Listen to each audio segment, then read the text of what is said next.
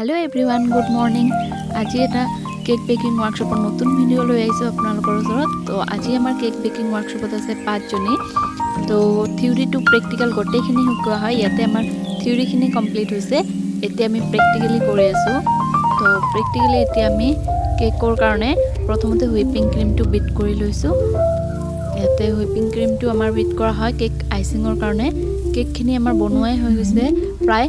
এতিয়া আমি আইচিংখিনি দেখাম। তো এইটো কেকৰ কাৰণে আইচিং কৰা হৈ আছে। এইটো ষ্টুডেণ্টখিনি নিজকে প্ৰ্যাকটিক্যালি কৰিব দিয়া হৈছে, তেওঁলোকে নিজে প্ৰ্যাকটিক্যালি শিকি আছে।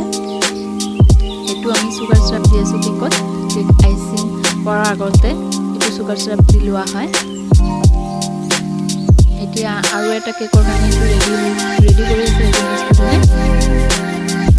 সবে নিজৰ কামত ব্যস্ত, সবকে মানে কেক বনাব দিয়া হৈছে এটা এটাকে। আমি কাপ কেকো বনাম, সেইভাবে কাপ কেকৰ কাৰণে ৰেডি কৰি লৈছো। এইটো আমি এতিয়া ডিজাইন বোৰ শিকোৱা হৈ আছে। এতিয়া আমি ৰোজ বনাম। ৰোজ বিলাকত এইটো আৰ্ট কেক হয়। এইটো ধুনীয়াকৈ আৰ্ট কৰি বনোৱা হৈ আছে। মানে আমি যেনেকৈ পেপাৰত ছবি আঁকো সেনেকৈ আৰু কেকত ছবি আঁকাই ধুনীয়াকৈ আৰ্ট কৰি বনাইছে। এইটো ডল কেক, এইটো চকলেট। তো ইয়াতে বিভিন্ন ধৰণৰ কেক আছে, সকলোৱে নিজে নিজে এটা এটা কেক বনাইছে আৰু ইয়াতে চাৰ্টিফিকেটো প্ৰভাইড কৰা হয়। আপোনালোকে যদি কোনোবা কেক বেকিং ওয়াৰ্কশপত জয়েন কৰিব বিচাৰে তেন্তে মেছেজ কৰিব। Thank U.